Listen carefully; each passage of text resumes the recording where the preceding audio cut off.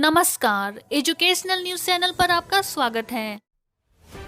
इग्नू पटना के शिक्षार्थी ई परामर्श सत्रों का उठा रहे हैं लाभ। इंदिरा गांधी राष्ट्रीय मुक्त विश्वविद्यालय के शिक्षण पद्धति का महत्वपूर्ण अंग है। छात्रों को एकेडमिक सहायता प्रदान करना, उनका नामांकन के उपरांत विश्वविद्यालय अपने शिक्षार्थियों को अध्ययन सामग्री उपलब्ध करा देती है, जिसकी इलेक्ट्रॉनिक प्रति ई ज्ञानकोश पर भी उपलब्ध होती है, जिसे डाउनलोड कर छात्र पुस्तक भी प्राप्त कर सकते हैं। सामान्यतः स्वयं अध्ययन सामग्री के अध्ययन के दौरान छात्रों की समस्याओं का समाधान परामर्शदाताओं द्वारा अध्ययन केंद्रों पर किया जाता है, परंतु वर्तमान परिस्थिति में सामान्य परामर्श कक्षाओं का आयोजन स्थगित कर इग्नू क्षेत्रीय केंद्र पटना द्वारा ई परामर्श सत्रों का आयोजन प्रबुद्ध शिक्षकों की सहायता से कराया जा रहा है। छात्रों को इसकी सूचना दाता द्वारा भेज दी जाती है। कक्षाओं का आयोजन गूगल मीट ऐप तथा जूम ऐप की सहायता से कराया जा रहा है। प्रतिदिन सर्टिफिकेट इन कम्युनिटी हेल्थ कार्यक्रम में करीब शिक्षार्थी 2 पालियों में उपस्थित होकर इन कक्षाओं का लाभ उठा रहे हैं। इसके अलावा कई ऐसे कार्यक्रम जैसे BAG, BSCG, certificate and diploma आदि कार्यक्रमों के लिए भी परामर्श सत्रों का आयोजन क्षेत्रीय केंद्र एवं अध्ययन केंद्रों द्वारा कराया जा रहा है। विश्वविद्यालय के कुलपति प्रोफेसर नागेश्वर राव, प्रति कुलपति प्रोफेसर सत्यकाम एवं सभी विद्यापीठों के आचार्य अपने अपने विषयों पर इग्नू के आधिकारिक फेसबुक पेज पर लाइव आकर ज्ञान दर्शन, ज्ञानवाणी एवं स्वयं प्रभा आदि माध्यमों से व्याख्यान देकर इग्नू में पढ़ रहे लाखों छात्रों को गुणवत्तापूर्ण शिक्षा उनके घरों तक पहुंचा रहे हैं। AN कॉलेज पटना में वेबिनार का आयोजन।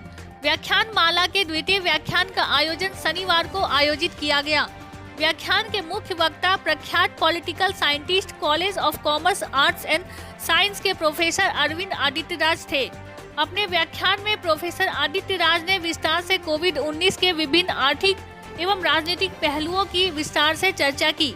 मुख्य वक्ता ने कहा कि इस महामारी के कारण अविरल वैश्विक प्रक्रिया का विस्तार थमेगा तथा राष्ट्रवाद की भावना का उदय होगा।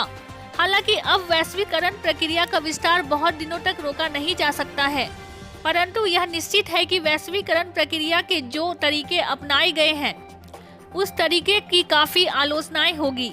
अमेरिका के राष्ट्रपति डोनाल्ड ट्रंप अगर फिर से चुनाव जीत जाते हैं तो अमेरिका फर्स्ट की नीति और तेज हो जाएगी। अमेरिका की इस पॉलिसी का फायदा चीन जैसे देश उठाएंगे।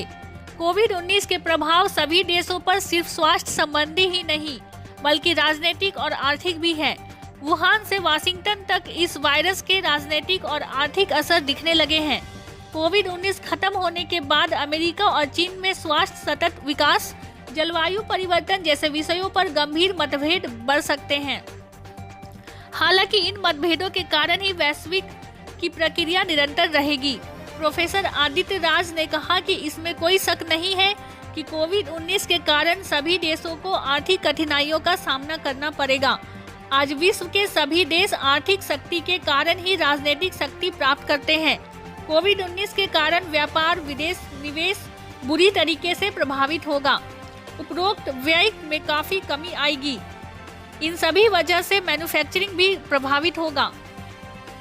सरकार राजकोषीय नीति, मौद्रिक नीति तथा औद्योगिक नीति में परिवर्तन कर कोविड-19 के आर्थिक प्रभावों को कम कर सकते हैं।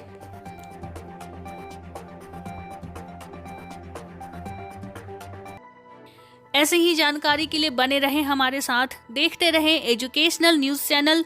लाइक, सब्सक्राइब और शेयर करना ना भूलें। सुरक्षित रहें। धन्यवाद।